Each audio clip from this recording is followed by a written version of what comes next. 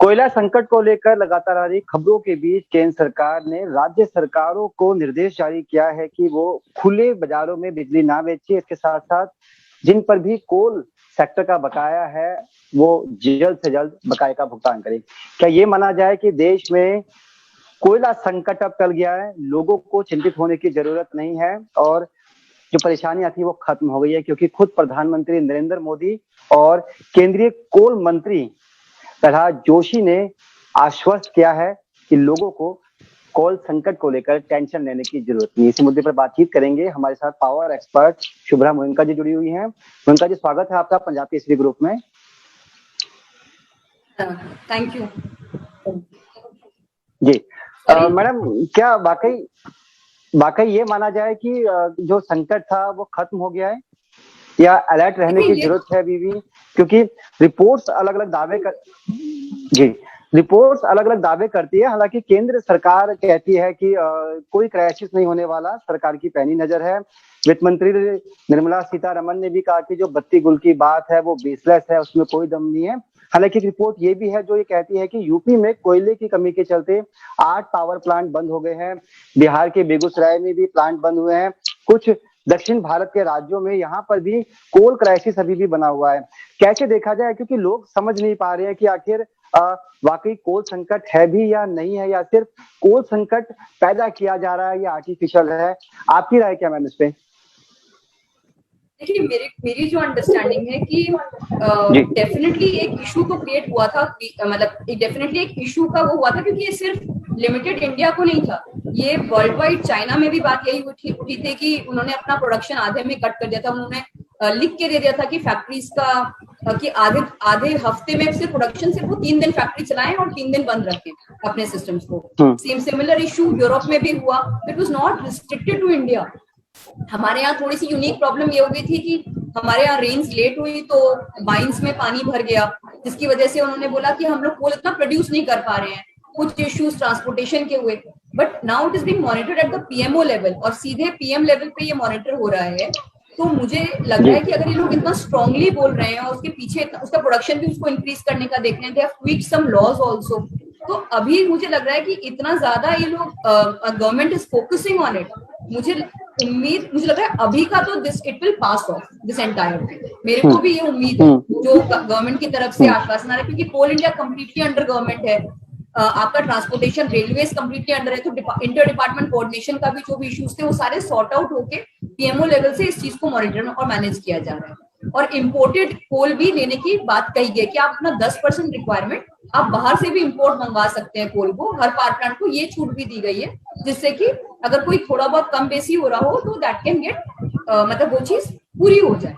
तो मुझे भी एक लेवल पे लेकिन एट द सेम टाइम जो रिपोर्ट्स आ रही है वो ये आ रही है कि पंजाब में कट्स हो रहे हैं, राजस्थान में पावर कट के इश्यूज आ रहे हैं, केरला में आ रहे हैं।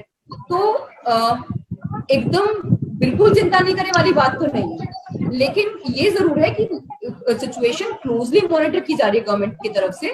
तो it we might just pass it off. जैसे चाइना में भी क्या हुआ, टू गिव एन एग्जांपल, उनके यहाँ भी 3 दिन फैक्ट्री बंद करने का आदेश दिया गया। फिर उनकी चाइनीज न्यू ईयर आ गया 1 से 7 अक्टूबर तक। उन 7 दिनों चाइना पूरा बंद रहता है, मतलब इंडस्ट्री वाइज पूरा प्रोडक्शन हॉल्ट होता है। तो उन्होंने उस 7 दिन में पूरा का पूरा कोल वगैरह अपना पूरा सेट कर लिया और उन्होंने स्ट्रीमलाइन कर दिया अपनी सिचुएशन। तो मुझे लगता है कि हमारी गवर्नमेंट भी जो स्टेप्स ले रही है उसमें स्ट्रीमलाइन कर रही है लगातार इस सिचुएशन। ये आप ये कह रहे हैं कि अभी लग रहा है कि जो पावर क्राइसिस की सिचुएशन बन रही थी, हम लोग शायद ब्लैकआउट की तरफ ना बढ़े, क्योंकि पीएमओ और जो दूसरे लोग हैं वो इस मामले को बड़ा क्लोजली वॉच कर रहे हैं। तो क्या ये माना जाए कि संकट नहीं आने वाला, हमें टेंशन लेने की जरूरत नहीं है, पैनिक ना मचाएं? आप क्या देखिए हम लोग अपने लेवल पर क्या कर सकते हैं चिंता करने के अलावा? तो ये तो देखिए, तो चिंता करने के अलावा एज अ पर्सन, ऐसा लाइक मान लीजिए मैं लेमैन हूँ, मैं घर आ रही हूँ, ऑफिस जा रही हूँ, मेरे बच्चे पढ़ रहे हैं, हम एज अ पर्सन क्या कर सकते हैं? हम ये तो कर नहीं सकते कि कोल हम ज्यादा प्रोड्यूस कर दें या रेलवे को जल्दी करा दें। हमारे स्कोप में ये तो गवर्नमेंट का काम है और गवर्नमेंट मेरे हिसाब से इस चीज को क्लोजली मॉनिटर करके कर रही है। एज अ पर्सन हम लोग क्या कर सकते हैं? नंबर 1, अपने घर में इन्वर्टर बैटरीज को एक बार चेक करवा लें कि बैटरी में पानी पूरा भरा हुआ हो। मतलब उसमें कोई इशू नहीं होगी, बहुत दिनों से कहीं पावर चला नहीं बैकअप, हुआ है। दूसरा जी पावर बैकअप को देख लें। दूसरा solar is a very very good option that we should think about. मतलब आज के दिन में इकोनॉमिकली भी वायबल पड़ता है एंड पावर बैकअप के टाइम में भी चलता है। तो हम लोग अपने इन्वर्टर बैटरी के ऊपर सोलर का पैनल्स लगा लें। एक छोटे आप में ये ऑप्शन है कि आप छोटे से लेकर बड़ा कर सकते हैं सोलर के अंदर में। ऐसा नहीं है कि आपको डे वन पे पूरा इन्वेस्टमेंट आज ही कर देना है। जो कंफर्टेबल लगे अभी कि हाँ भैया, जिसकी जो बजट हो, जिसका जो नीड हो कि 2 बिजली 2 पंखा मेरे लिए जरूरी है, वहां से लेकर कि मुझे पूरा घर में एसी फ्रिज चलाना है सोलर के ऊपर, मतलब दोनों तरह हर तरीके का सोल्यूशन है। तो हम अपने लेवल पर हम पावर बैकअप जो है उसकी तैयारी करके रखें, क्योंकि वो आज के दिन में बिजली कट में काम आएगा और कल के दिन में बिजली बिल में बचत करेगा। क्योंकि बिजली का बिल तो आ ही रहा है, वो आएगा भी। तो दोनों तरीके से, जैसे जो हमारे प्राइम मिनिस्टर भी बोलते हैं कि आत्मनिर्भर बनना चाहिए, तो एनर्जी में भी हम आत्मनिर्भर बन जाए। मैडम, सवाल ये है कि कुछ राज्य सरकारों ने केंद्र को चिट्ठी लिखी है, खासतौर पर दिल्ली के सीएम अरविंद केजरीवाल जी ने भी पत्र लिखकर कहा है कि उन्हें लगता है दिल्ली में पावर कट हो सकता है, तो बैकअप रखना चाहिए। ऐसे कुछ अदर स्टेट से भी चिट्ठियां सेंट्रल गवर्नमेंट को गई है। तो क्या ये माना जाए कि दीपावली नजदीक है और जिस तरह से कोयला संकट तो चूंकि अभी भी बना हुआ है, चाइना से जो कोयला आना था वो इंपोर्ट नहीं हो पा रहा है, ऑस्ट्रेलिया के अंदर जिस तरह का माहौल बना हुआ है, तो भारत क्योंकि 70% जो कोयला है वो जरूरत अपनी खुद पूरी कर लेता है, लेकिन 30% हम डिपेंड भी करते हैं। ऐसे में दीपावली को देखते हुए आप क्या सोचते हैं, क्या दीपावली तक ये संकट पूरी तरह से खत्म हो जाएगा या फिर लोगों को अभी भी थोड़ा सा अलर्ट रहने की जरूरत है, पावर बचानी चाहिए? हाँ जी, मेरे कंप्लीटली मैं अग्री करती हूँ कि देखिए इशू तो है, बिना इशू के there is no smoke without fire. तो मतलब ऐसा तो है नहीं कि बिल्कुल नॉन एग्जिस्टेंट प्रॉब्लम है, बट मेरे को ऐसा लगता है कि अगर सेंट्रल लेवल पे इतने लेवल पे हाईलाइट हो रहा है इशू सेंट्रल और स्टेट का, तो मुझे लगता है they are putting all stops कि जितना हो सकता है प्रोडक्शन, ट्रांसपोर्टेशन, ये they are on top of it. और जैसे आपने बहुत क्लियरली कहा, एज एन इंडिविजुअल लेवल हम लोग जैसे पावर बैकअप सोल्यूशन, सोलर या इन्वर्टर बैटरीज, इनको बहुत ज्यादा करें, और दूसरा पावर सेविंग्स, हम दोनों में ही वो करें। एक अच्छी बात ये है कि अभी सर्दियों का टाइम है, जो अभी मतलब नॉर्थ इंडिया के पर्सपेक्टिव से, तो हमारा एसी का कंजम्पशन वगैरह इन एनी केस लोअर हो जाता है। तो वो एक तरीके का मतलब जो नॉर्मल एयर कंडीशनर्स वगैरह चल रहे हैं उनका एक लोअर कंजम्पशन है। कई लोग वर्क फ्रॉम होम कर रहे हैं, तो ऑफिस में अभी इतना ऑफिस का pressure, commercial pressure is always higher load than जो आपका घर का लोड होता है करके, तो वो भी एक फैक्टर है जो कंट्रीब्यूट करेगा। सो वी हम लोग एज एन इंडिविजुअल लेवल जो भी स्टेप्स ले सकते हैं वी शुड टेक दैट करके। एंड मे बी क्योंकि एक जो मेन इशू ये भी आ रहा था कि लोगों ने ना कि शुरू में जब कोविड के टाइम पे डिमांड घटी थी, तब स्टॉक्स इतने रखे नहीं थे बिजली कंपनियों ने, बिकॉज उस टाइम पे इतनी जरूरत थी नहीं। और दूसरा कि रेन्स को भी ये फैक्टर नहीं लिया गया था, जो लेट सितंबर में अभी रेन्स हुई है कि माइनिंग में रेन आ जाएगी, मतलब झारखंड वगैरह में सब बारिश भर गई थी और कोयला नहीं निकाल पा रहे थे, तो ये सारे इश्यूज नेचुरली भी अपने आप सॉल्व हो रहे होंगे। तो मुझे लग रहा है कि सरकारी लेवल पे मुझे ये लग रहा है, और इंडिविजुअल लेवल पे जैसे आपने बहुत सही बोला कि हमें सेविंग्स प्लस बैकअप दोनों का हमें लेकर चलना चाहिए, दोनों स्टेप्स लेकर चलना चाहिए।